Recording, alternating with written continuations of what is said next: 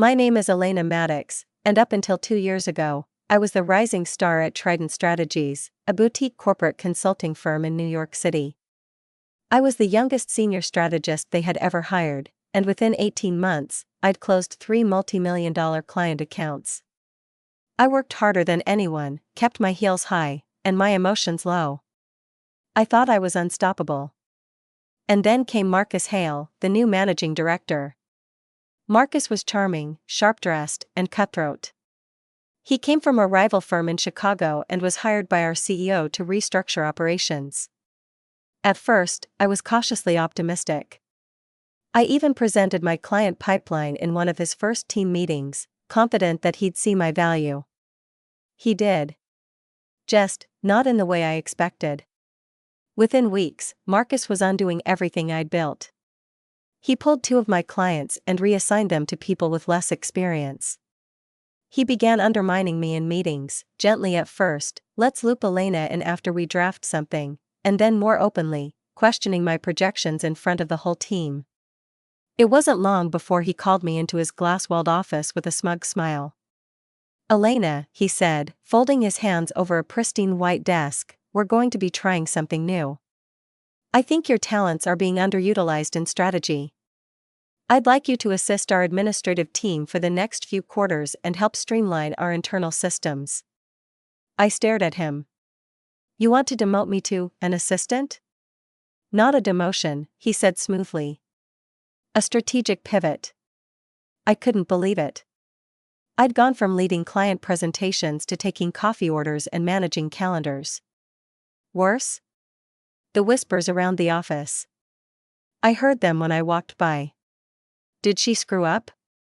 Maybe she got caught inflating numbers. She must have slept with the wrong person. But I didn't lash out. I didn't cry, at least not in the office. I did what Marcus wanted. I sat down at my new little desk outside his office with a polite smile and started streamlining operations. But while I typed up agendas and booked hotel rooms, I also started taking notes. On him. I noticed how often Marcus left early on Thursdays, always in the same black car. I saw the invoices marked client development expenses that didn't match the calendar. I discovered he had a secret burner email account he used to communicate with someone named ET using encrypted files. I didn't know what he was hiding, but I knew there was something. I started digging deeper.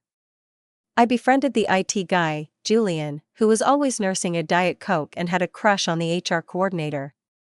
With a little charm and some helpful scheduling support, I got Julian to show me how to track outgoing emails through the server logs.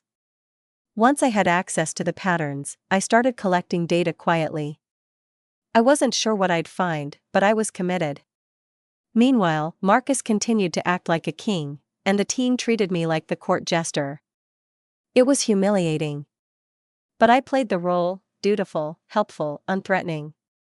I learned how to hide my rage behind nods and typed minutes. But inside, I was sharpening every tool I had. And then, one afternoon while managing an email calendar import, I found the first smoking gun. Marcus had forwarded a draft client contract from Trident's internal portal to an outside consulting firm. One that had just been started by his college roommate, a man with 0 credentials but plenty of shell corporations.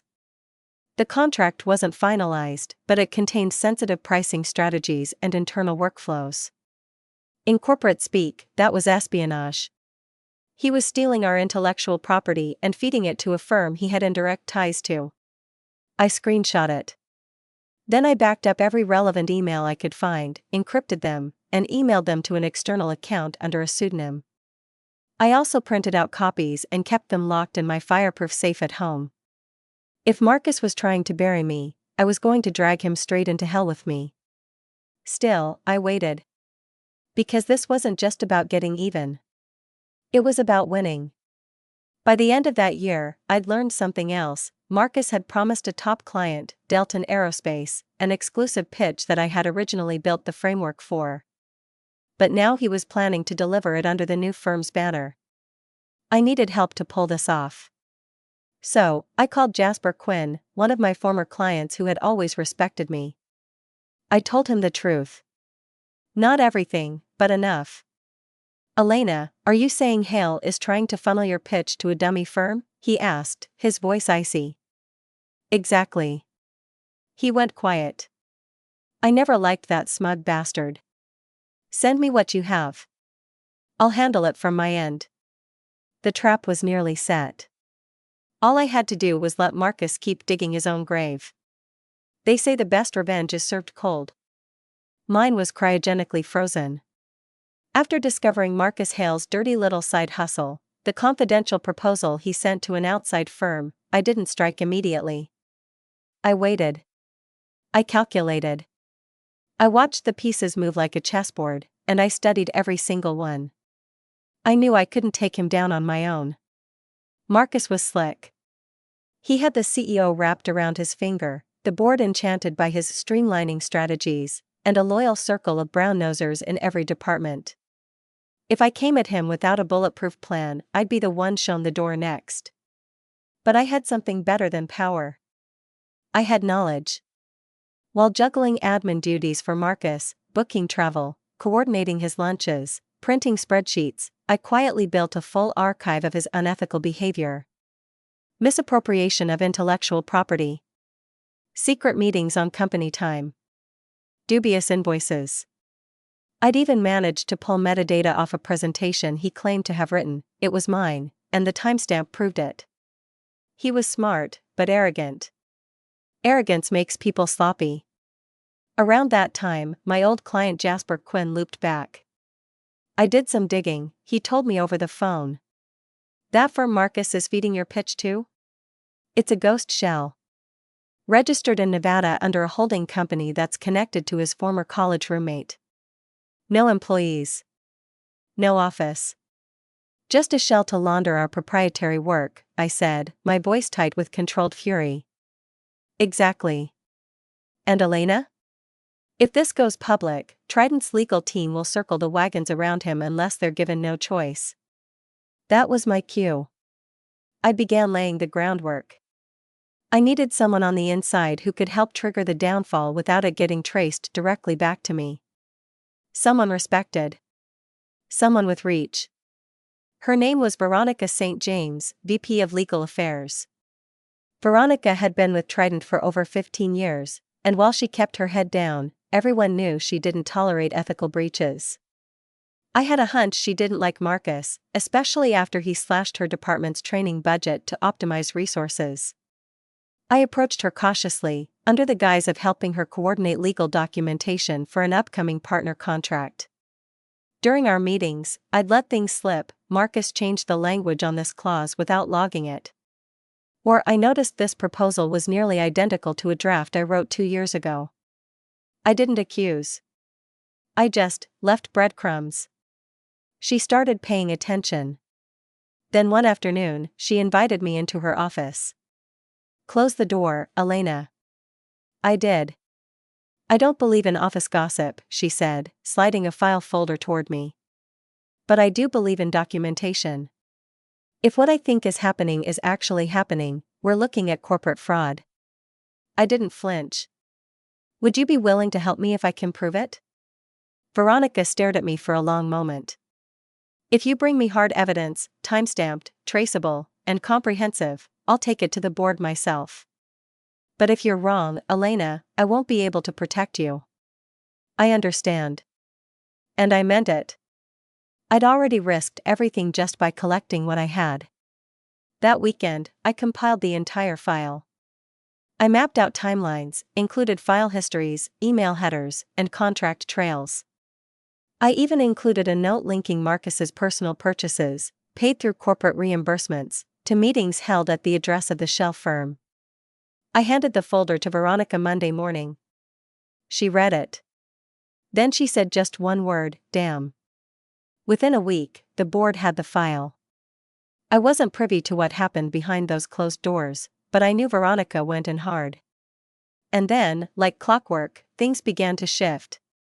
Marcus stopped holding public meetings. His tone turned clipped and paranoid.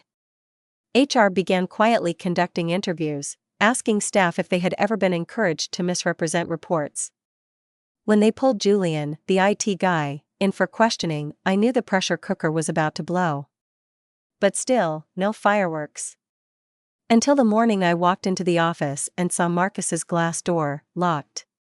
By noon, the CEO issued a company-wide email, effective immediately. Marcus Hale has resigned from his position to pursue opportunities outside of Trident Strategies. Resigned. Huh. I almost laughed. I received no mention in the email. No acknowledgement. But I didn't need one. That night, I got a message from Jasper, nicely played. Ready for the next move? Hell yes, I was. Because this wasn't just about getting rid of Marcus. It was about taking everything he tried to steal from me, and turning it into my empire. Marcus Hale was gone.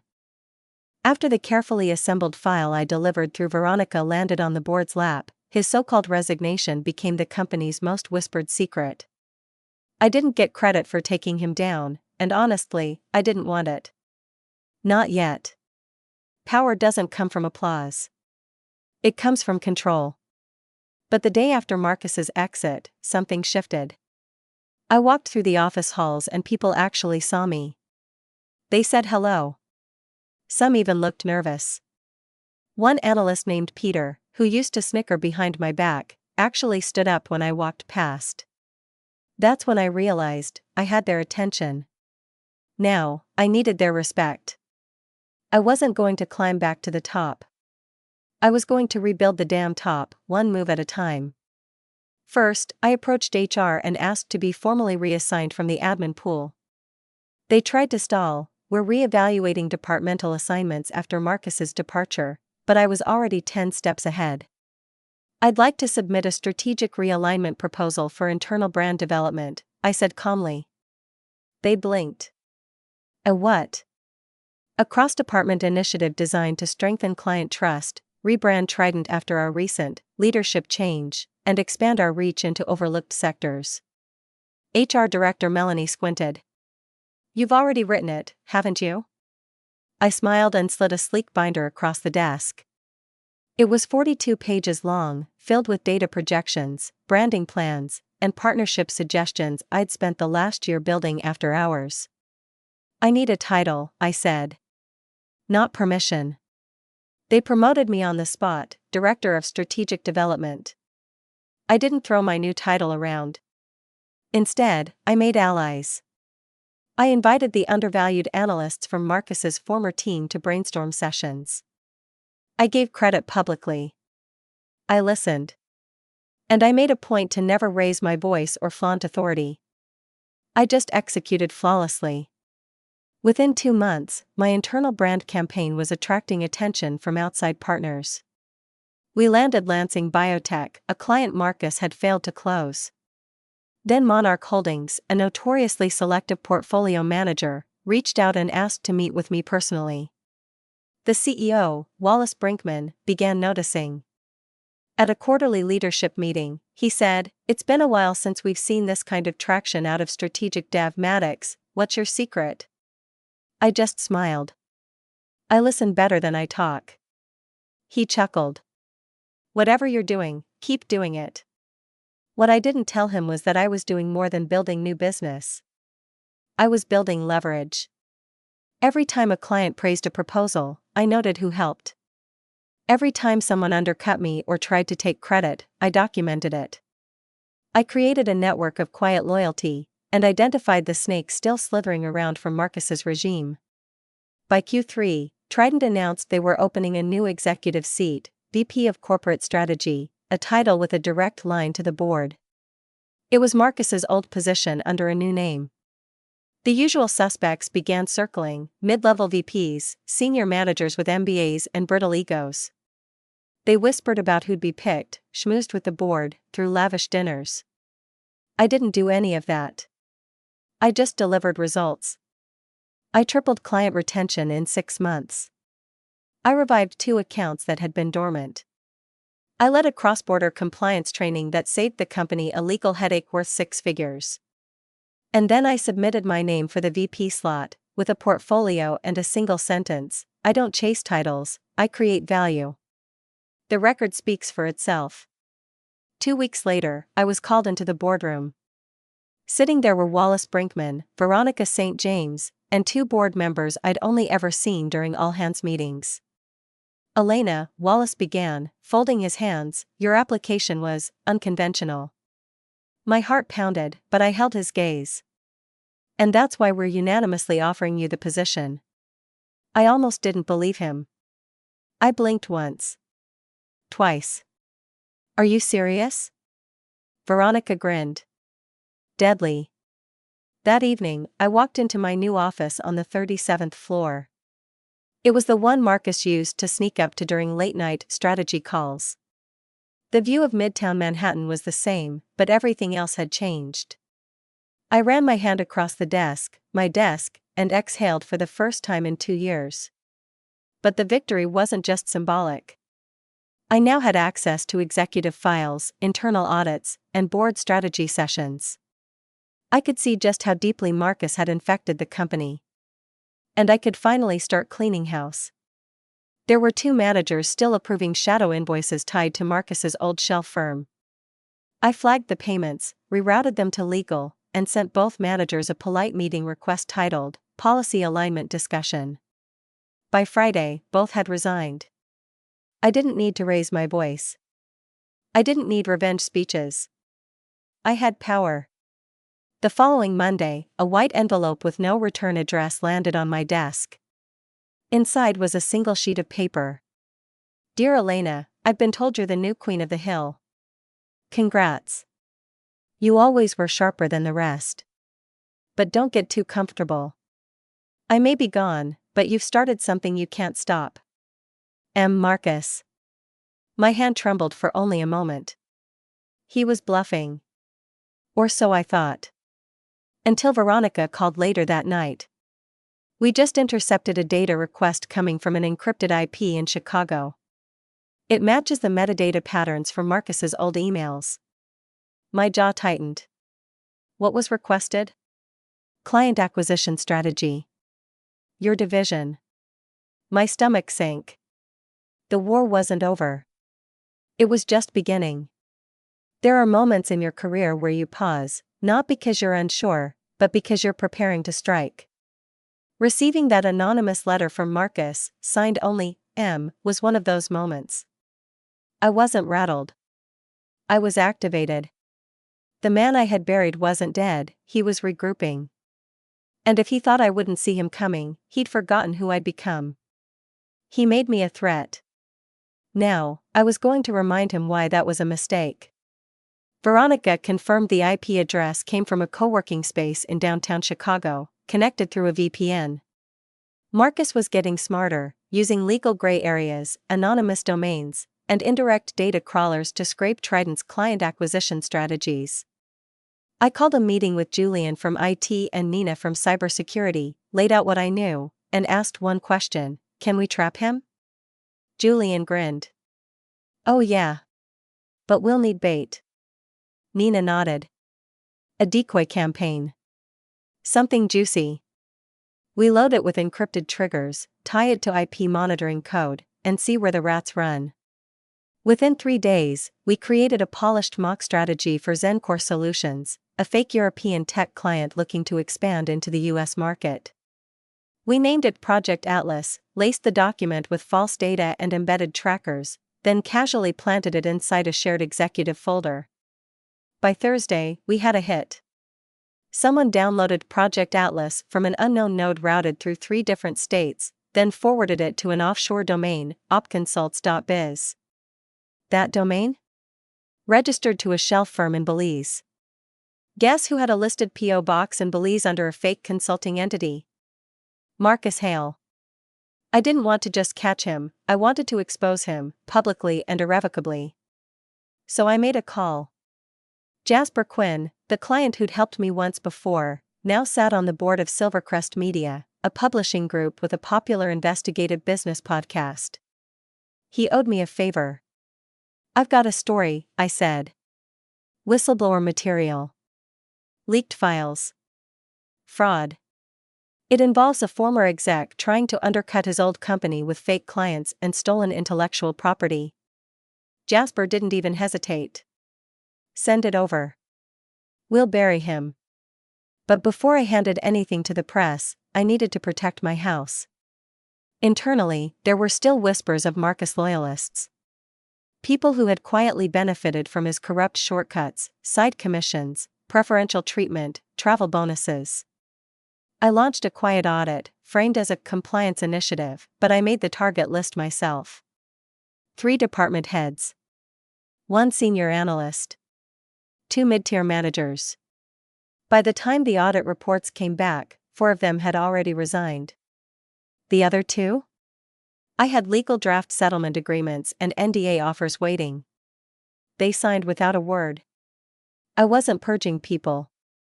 I was cleansing the infection Marcus had left behind. It was time to go nuclear. Jasper's team helped frame the story as a cautionary tale about corporate ethics and women in leadership. The podcast episode was titled, "The Shadow CEO: How a Fired Executive Tried to Steal a Company from Afar." They disguised names, but not well enough. Insiders would know. And Marcus? Oh, he'd hear it. The man couldn't go 10 minutes without Googling himself. The story dropped on a Monday. By noon, it had 120,000 streams. By nightfall, I had 2 interview requests and an inbox full of messages from clients thanking me for my integrity. The best part? One of our real clients, Delton Aerospace, the one Marcus once tried to poach, sent me a handwritten note. "Elena, we're renewing our contract early. You've built something powerful. Don't stop now." See, Delton, I didn't plan to. Late one night, as the skyline of Manhattan glowed outside my window, my office phone rang. No caller ID. I answered. "This is Elena Maddox." A pause. Then his voice. "You've made your point." My spine stiffened. "Marcus. I underestimated you." "No, you tried to destroy me. And failed." He chuckled, low and cold. "You always were dangerous. But don't think this is over. I know people, Elena. Powerful ones." I leaned back in my chair, staring out at the city I now ruled. "Then tell them to be careful. I play for keeps." Click. He was gone. Marcus wanted a war? Fine. I leaked a fake internal memo announcing Trident's interest in acquiring a boutique firm in Chicago. One that just so happened to overlap with Marcus's supposed clients. Sure enough, 2 days later, I received an anonymous offer to partner confidentially from a consulting firm that, get this, shared Marcus's old college address. I forwarded the whole chain to Veronica and the DOJ's white-collar crimes unit. Let them knock on his door next. Weeks later, I stood in front of a crowded boardroom, delivering the company's new 5-year growth strategy. I wore a black fitted suit. Minimal jewelry. Red lipstick. Power doesn't need decoration. When I finished, Wallace stood up and said, "I've never been prouder of what this company has become. And frankly, I don't see why Elena shouldn't be next in line for COO." There was a pause. Then unanimous applause. I didn't smile. I nodded. Quiet. Calculated. In control. The war was over. I'd won. Success tastes different when you've had to earn it twice. The first time, you climb the ladder. The second time, you build the damn ladder yourself, then pull it up behind you so no one can push you off. I had won. Or so I thought. I was the new COO of Trident Strategies. I had built an empire out of the rubble Marcus Hale left behind. I'd exposed him, dismantled his shell firms, and scrubbed every last stain he left on this company. I was sitting at the top. And the view? Unmatched. But some men don't take defeat well. Marcus wasn't just nursing a bruised ego, he was bleeding reputation, money, and leverage. His consulting network had crumbled. The podcast exposé went viral in financial circles. And several investors were now under investigation because of the data we traced back to him. Still, the man had nothing to lose. And men with nothing to lose? They're dangerous. It started with a whisper. An email from a recruiter I knew personally, heard from a contact in DC, rumors of a federal ethics complaint involving Trident. Your name came up. Are you okay? I froze. Within hours, 2 more messages trickled in, anonymous social media accounts hinting at COO fraud and shell company kickbacks tied to my name. Someone was planting fake breadcrumbs. Marcus. He was trying to frame me. I launched my own internal audit, fast, clean, quiet. My team found nothing on my end. But we did find something suspicious: 2 dormant vendor profiles still open in the old procurement system. Both were used only once, over a year ago, right before Marcus was removed.